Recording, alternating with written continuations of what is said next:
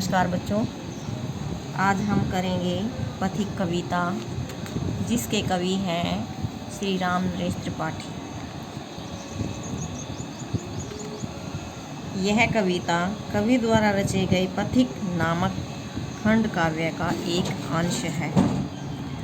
इसमें पथिक नामक नायक प्रकृति से बहुत प्रेम करता है। पथिक का यह प्रकृति प्रेम उसे अपनी पत्नी के प्रेम से दूर ले जाता है। कवि यहाँ इस प्रकृति प्रेम की कहानी को सारे विश्व को पढ़ने का आग्रह करता है। कवि प्रकृति के सौंदर्य को इस कविता में वर्णित करता है कि बादलों की पंक्ति नित्य नवीन रूप धारण करके सूर्य के समक्ष नृत्य करती है। तो इस तरह से जो है कवि जो है प्रकृति के सौंदर्य का वर्णन करता है। प्रथम पद्यांश है, प्रतिक्षण नूतन वेश बनाकर रंग बिरंग निराला रवि के सम्मुख थिरक रही है नभ में वारिद माला। नीचे नील समुद्र मनोहर ऊपर नील गगन है, घन पर बैठ बीच में विचरूं यही चाहता मन है। वारिद माला यानी वर्षा की लड़ियाँ, जब वर्षा होती है तो उसको वारिद माला बोला है। मनोहर सुंदर, घन का मतलब होता है बादल, विचरूं यानी विचरण करना चाहता हूँ, थिरकना यानी नाचना, प्रतिक्षण यानी हर क्षण, हर समय, हर पल, नूतन यानी नया, रवि का मतलब होता है सूर्य। कवि कहता है, कवि प्रकृति का चित्रण करते हुए कहता है कि समुद्र की आकाश में बादलों की पंक्ति प्रत्येक पल अपना नवीन रूप धारण करती है। प्रतिक्षण नूतन वेश बनाकर रंग बिरंग निराला, यानी जो आकाश में जो बादलों की लाइन है, बादलों की जो पंक्ति है, वो प्रत्येक पल प्रतिक्षण अपना नया रूप धारण करती है। रवि के सम्मुख थिरक रही है नभ में वारिद माला, और अनेक रंगों से युक्त यह अद्भुत बादलों की पंक्ति सूर्य के सामने नाच रही है। रवि के सम्मुख थिरक रही यानी सूर्य के सामने नाच रही है। नभ में वारिद माला यानी आकाश में जो वारिद माला है, जो वर्षा की लड़ियाँ हैं, जो वर्षा हो रही है, वो सूर्य के सामने नाच रही है। नीचे नील समुद्र मनोहर ऊपर नील गगन है। ये दृश्य जो है कवि को बहुत आकर्षित करता है, जहाँ पर कवि जो है इस प्रकृति के सुंदरता को देख रहा है। इसके जो जहाँ पर कवि बैठा हुआ है या पथिक बैठा हुआ है, ऊपर नीले आसमान में बादलों की पंक्ति अपना जो हर समय जो है नया जो रूप बनाती है, नया स्वरूप धारण करती है। तो नीचे क्या है? नीचे नीला समुद्र मन को हरने वाला है, यानी ऊपर जो है सुंदर बादल है, और जहाँ कवि बैठा है वहाँ नीचे क्या है? समुद्र है जो मन को हरने वाला है। घन पर बैठ बीच में विचरूं यही चाहता मन है। तो ऐसे सुंदर दृश्य को देख करके कवि के मन में इच्छा उठती है कि वह बादलों पर बैठकर धरती और आकाश के बीच विचरण करे। यानी ऐसा कवि का मन चाहता है कि वह जो है बादलों पर बैठ जाए और धरती और आकाश के बीच में विचरण करे, घूमे फिरे। अगला पद्यांश है, रत्नाकर गर्जन करता है, मलया नील बहता है, हरदम यह हौसला हृदय में प्रिय भरा रहता है। इस विशाल विस्तृत महिमा में रत्नाकर के घर के कोने कोने में लहरों पर बैठ फिरूं जी भर के। रत्नाकर होता है समुद्र, मलय नील यानी मलय अनिल, मलय पर्वत से बहने वाली सुगंधित हवाएं। तो कवि कहता है कि रत्नों से भरा समुद्र गर्जना कर रहा है। रत्नाकर गर्जना करता, रत्नाकर यानी समुद्र जो है वो गर्जना कर रहा है। मलय नील बहता, और दूसरी ओर क्या है? मलय पर्वत से आने वाली शीतल सुगंधित जो हवा है वो बह रही है। हरदम यह हौसला हृदय में प्रिय। कवि कहता है कि हे प्रिय, समुद्र की गर्जना और मलय पर्वत की हवाओं की सुगंध मेरे मन में हौसला भर देती है। हरदम यह हौसला हृदय में प्रिय भरा रहता है। हे प्रिय, जब मैं इस पर्वत को गर्जना करते समुद्र को गर्जना करते हुए देखता हूँ और मलय पर्वत से आने वाली सुगंधित हवाओं को जब मेरे मन में आनंदित भरती हैं तो क्या होता है, वह मेरे हृदय में हौसला भर देती है।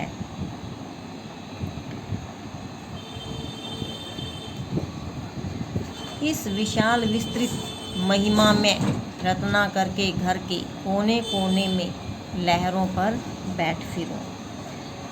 अब कवि का मन क्या करता है कि इस विशाल और दूर दूर तक विस्तार लिए हुए महिमा से मंडित इस समुद्र के घर के कोने कोने में घूमकर आने की इच्छा उठती है। इस विशाल विस्तृत महिमा में रत्नाकर के घर के कोने कोने में लहरों पर बैठ फिरूं जी भर के। तो कवि का मन क्या चाहता है कि जो विस्तृत है, जो महिमा से भरा हुआ है समुद्र, उसके घर के कोने कोने में लहरों पे बैठ कर के मैं इस समुद्र में विचरण करूं और ये देखूं कि इस जो समुद्र में और कितनी प्राकृतिक सुंदरता भरी हुई है, कितनी प्राकृतिक सुंदरता छिपी हुई है। सागर के अंदर छिपे हुए सौंदर्य का आनंद लेना चाहता है। अगला पद्यांश है,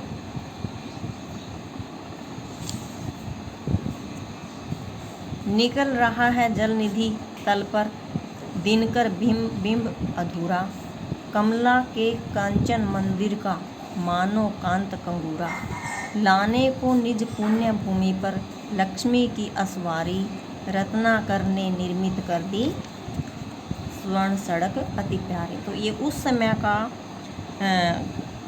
वर्णन है जब सूर्य जो है वो आधा निकला हुआ है और आधा जो है वो समुद्र के अंदर छिपा हुआ सा नज़र आता है। ऐसा लगता है जैसे कंचन के मंदिर का कंगूरा हो। कवि ने ऐसी कल्पना की है। अब कवि कहता है कि सागर के किनारे खड़ा कवि जब सूर्य को उदित होता हुआ देखता है, निकल रहा जल निधि तल पर, दिनकर बिंब अधूरा, जब सूर्य को उदित होता हुआ देखता है तो कहता है कि समुद्र के जल की सतह से जब सूर्य का अधूरा प्रतिबिंब उभरता है तो ऐसा जान पड़ता है मानो कमला के कंचन मंदिर का, मानो कांत कंगूरा, मानो वह लक्ष्मी के स्वर्ण निर्मित मंदिर का कोई गुंबद हो। सोने से निर्माण किया हुआ लक्ष्मी के मंदिर का कोई गुंबद हो।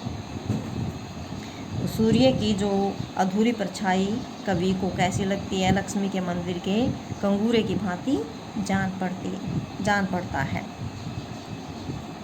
लाने को निज पुण्य भूमि पर लक्ष्मी की असवारी, रत्नाकर ने निर्मित कर दी स्वर्ण सड़क अति प्यारी। अब कवि को लगता है कि जैसे सागर ने लक्ष्मी की सवारी को पुण्य धरा पर लाने के लिए सोने की सड़क का निर्माण कर दिया हो। लाने को निज पुण्य भूमि पर लक्ष्मी की असवारी रत्नाकर ने निर्मित कर दी स्वर्ण सड़क अति प्यारी, सोने की सड़क का निर्माण कर दिया हो। रत्नाकर ने समुद्र ने निर्मित या निर्माण कर दिया हो स्वर्ण सड़क, सोने की सड़क को, यानी लक्ष्मी की असवारी को पृथ्वी पर लाने के लिए समुद्र ने सोने की सड़क का निर्माण कर दिया हो। ठीक है, तो कवि को लगता है कि जैसे सागर ने लक्ष्मी की सवारी को पुण्य धरा पर लाने के लिए सोने की सड़क का निर्माण कर दिया हो। अभिप्राय यह है कि सूर्य की सुनहरी जो किरणें हैं समुद्र की जल सतह पर बिखर गई है। तो कवि को लगता है कि लक्ष्मी की सवारी के आगमन के लिए सागर ने सोने की सड़क जो है वो बिछा दी हो। अगला पद्यांश है, निर्भय दृढ़ गंभीर भाव से गरज रहा सागर है, लहरों पर लहरों का आना सुंदर अति सुंदर है, कहो यहाँ से बढ़कर सुख क्या पा सकता है प्राणी, अनुभव करो हृदय से हे अनुराग भरी कल्याणी। अब कवि कहता है निर्भय यानी निडरता से भरा हुआ, निडरता से भरा अंचल समुद्र गंभीरता के भाव से, गंभीर भाव से, गंभीरता के भाव से युक्त होकर गरज रहा है, लगातार गरज रहा है। क्या सागर जो है वो लगातार गर्जन कर रहा है। लहरों पर लहरों का आना सुंदर अति सुंदर, समुद्र में के किनारे जब कवि यानी पथिक जो खड़ा है तो क्या है, लहरें उठ रही हैं। तो कवि कहता है कि समुद्र में लहरों का बनना और बिगड़ना, यानी जो लहरें हैं वो कभी उठती हैं कभी ख़त्म हो जाती हैं, तो लहरों का बनना और बिगड़ना अति सुंदर दृश्य उपस्थित कर रहा है, यानी कवि के मन को अति भा रहा है, मनमोहक कर रहा है। कवि कहता है कहो यहाँ से बढ़कर सुख क्या पा सकता है प्राणी, अनुभव करो हृदय से हे अनुराग भरी कल्याणी। कवि कहता है कि हे प्रेम के तत्व से भरी हुई कल्याणी, कल्याणी यानी अपनी पत्नी को संबोधित करता है, हृदय से इस बात को अनुभव करके देखो कि प्रकृति के इस अद्भुत सौंदर्य से बड़ा कोई और सुख नहीं। यानी कवि जो है अपनी पत्नी को संबोधित करते हुए कहता है कि हे प्रिय, इस प्रकृति के सुंदरता को अपने मन में अनुभव करो, जो मैं वर्णन कर रहा हूँ उस सुंदरता को अपने मन में अनुभव करो, क्या इससे बड़ा सुख कहीं और तुम्हें मिल सकता है। अर्थात कवि ये कहता है कि इससे बड़ा सुख और तुम्हें कहीं नहीं मिल सकता। प्रकृति के इस नए रूप को देखकर ही हृदय में परम सुख की अनुभूति जान पड़ती है।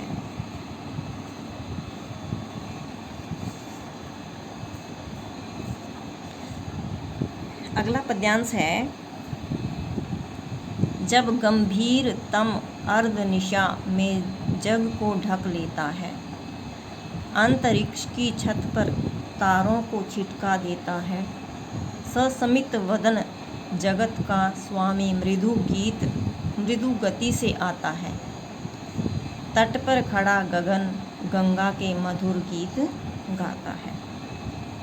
अब इसमें जो कवि है वो आधी रात के समय का जो है वर्णन करता है, और कवि कहता है कि जब आधी रात में गहन अंधकार अपनी गंभीरता से सारे संसार को ढक लेता है। ठीक है, यानी जब गंभीरतम यानी गंभीर जो गहन अंधकार, तम मैंने अंधकार होता है, अर्धनिशा यानी आधी रात, जग यानी संसार को ढक लेता है। जब गहन अंधकार आधी रात को सारे संसार को ढक लेता है, अर्थात चारों ओर अंधेरा छा जाता है, अंतरिक्ष की छत पर तारों को छिटका देता है, तब आकाश रूपी छत पर वही अंधकार तारों को छिटका देता है, तारे आसमान में बिखर जाते हैं और अद्भुत दृश्य प्रस्तुत करते हैं।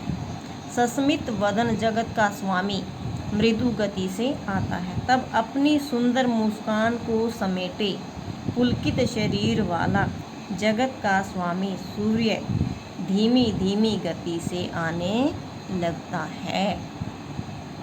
यानी जब तारों को छुटका देता है, गहन अंधकार होने लगता है, तो सूर्य क्या करता है, धीरे धीरे जो है वो आने लगता है।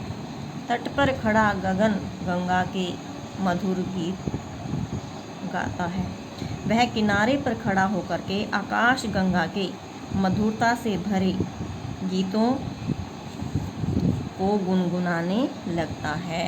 तब जब जो है आधी रात छा जाती है, तारे निकल जाते हैं और जो सूर्य है वो धीरे धीरे से आता है तट पर, गंगा के तट पर खड़ा होकर के, यानी गगन गंगा यानी आकाश रूपी गंगा के किनारे पर खड़ा होकर के मधुर गीत गाने लगता है। यानी जगत के स्वामी जो सूर्य है वो गंगा, आकाश गंगा के किनारे खड़ा होकर के मधुर गीत गाने लगता है। अब अगला पद्यांश है, उससे ही विमुग्ध हो नभ में चंद्र विहंस देता है। अब जगत के स्वामी दिनकर के इस कार्य को देख करके चांद आकाश में मोहित होकर के हंसने लगता है। यानी चांद भी जब सूर्य जो है अपने गीत गुनगुनाता है तो चांद भी उसको देख करके हंसने लगता है। यानी जो चांद है वो भी सूर्य से रोशनी ग्रहण करके चमकता है। वृक्ष विविध पत्तों पुष्पों से तन को सज लेता है। और जब सूर्य की किरणें जो हैं वृक्षों पर गिरती हैं तो क्या होता है, अनेक प्रकार के पत्ते, अनेक प्रकार के फूल उसके शरीर पर सज जाते हैं। यानी जो वृक्ष जो सुबह का समय आता है तो वृक्ष जो है सूर्य के आने का संकेत पा करके अनेक पत्तों और फूलों से अपने शरीर का श्रृंगार कर लेते हैं। पक्षी हर्ष संभाल न सकते, मुग्ध चहक उठते हैं। और पक्षी भी अपनी खुशी को नहीं संभाल सकते, वो भी जो हैं मुग्ध हो जाते हैं, चहकने लगते हैं, अपनी खुशी को छिपा नहीं पाते। फूल सांस लेकर सुख की आनंद महक उठते हैं। और फूल भी क्या है, सांस लेते हैं और सुख और आनंद की अनुभूति करने लगते हैं, महकने लगते हैं। अर्थात जो फूल हैं वो भी सुबह सुबह सूर्य की किरणें जब उनके ऊपर पड़ती हैं तो वो भी खिल जाते हैं और अपनी खुशबू जो है चारों ओर फैलाते हैं। तो प्रभात के स्वागत में प्रकृति के सभी जो आदान हैं वो अपने अपने ढंग से प्रतिक्रिया करने लगते हैं। प्रत्येक प्राणी अपने ढंग से प्रतिक्रिया करने लगता है। अब अगला पद्यांश है, वन उपवन गिरी सानु कुंज में मेघ बरस पड़ते हैं। मेरा आत्म प्रलय होता है, नयन नीर झड़ते हैं। पढ़ो लहर तट तृण तरु गिरी नभ, किरण जलध पर प्यारी। लिखी हुई यह मधुर कहानी, विश्व विमोहन हारी। अब कवि कहता है, यानी वन उपवन, इन वन उपवन बाग बगीचे, गिरी यानी पर्वत, सानु का मतलब होता है सतह, सानु समतल भूमि, सतह कुंज, वन मेघ यानी बादल। कवि कहता है कि जब वनों उपवनों पहाड़ों विविध सतहों लता कुंजों में बादल बरसने लगते हैं, वर्षा की झड़ियाँ लगने लगती हैं, मेरा आत्म प्रलय होता है, नयन नीर झरते हैं, तब कवि के हृदय में भावों का प्रलय होता है। यानी कवि के हृदय में भाव उठने लगते हैं, वह आत्म विभोर हो जाता है। कवि जो है जब उसके भाव विभल हो जाता है तब उसके नयनों से अश्रुधारा प्रवाहित होने लगती है। जब किसी की याद आती है, प्रकृति की इतनी सुंदरता को देख करके कवि को जब किसी की याद आती है तो क्या होता है, उसकी आंखों से आंसू प्रवाहित होने लगते हैं। पढ़ो लहर तट तृण तरु, गिरी नभ किरण जलद पर प्यारी। लिखी हुई यह मधुर कहानी, विश्व विमोहन हारी। कवि संसार एवं अपनी पत्नी से अपेक्षा रखता हुआ कहता है कि प्रत्येक लहर, किनारे, तृण तिनके, तरु वृक्ष, गिरी पहाड़, नभ आसमान, किरण जलद बादलों पर लिखी हुई वह है मधुर कहानी, विश्व विमोहन। लिखी हुई प्रकृति के प्रति मधुर प्रेम की विश्व को मोहने वाली इस कहानी को तुम भी पढ़ो। अर्थात जो प्रकृति ने जो इन चीज़ों पर जो प्रेम भरी कहानी लिखी हुई है उसे हे प्रिय तुम भी पढ़ो। कैसी मधुर मनोहर उज्ज्वल है यह प्रेम कहानी, जी में है अक्षर बन इसके बनूं विश्व की बानी। स्थिर पवित्र आनंद प्रवाहित सदा शांति सुखकर है। आहा प्रेम का राज्य परम सुंदर अतिशय सुंदर है। कवि कहता है कि यह प्रकृति के मधुर प्रेम की कहानी बड़ी ही उज्ज्वल और मन को हरने वाली है। कैसी मधुर मनोहर उज्ज्वल है यह प्रेम, प्रकृति की जो कहानी है वो कैसी है, मन को हरने वाली है। कवि अपनी इच्छा व्यक्त करता है, जी में अक्षर बन इसके बनो विश्व की बानी। और कवि कहता है कि मेरा मन करता है कि मैं इस कहानी का अक्षर बन जाऊं। इन जो प्रकृति ने जो प्रेम की कहानी लिखी है उस प्रेम की कहानी का मैं क्या बन जाऊं, कोई अक्षर बन जाऊं और संपूर्ण विश्व की वाणी बनूं। यानी जब वो अक्षर बनेगा तो सारा विश्व उसको पढ़ेगा।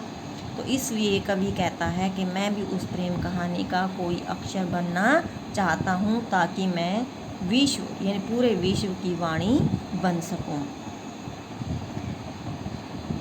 यह प्रेम कहानी बड़ी ही पवित्र और शांति एवं सुख को प्रदान करने वाली है। स्थिर पवित्र आनंद प्रवाहित सदा शांति सुखकर है। तो ये प्रेम कहानी क्या है, बड़ी ही पवित्र है, शांति प्रदान करने वाली है, सुख प्रदान करने वाली है।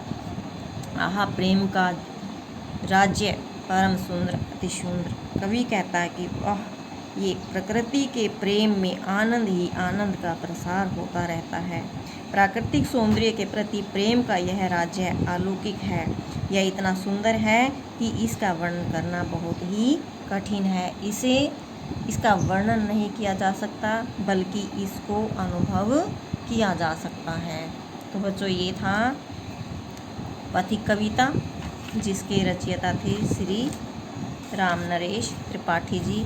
इस कविता को ध्यान से सुनें और इसके प्रश्न उत्तर भी याद करें। थैंक यू, धन्यवाद।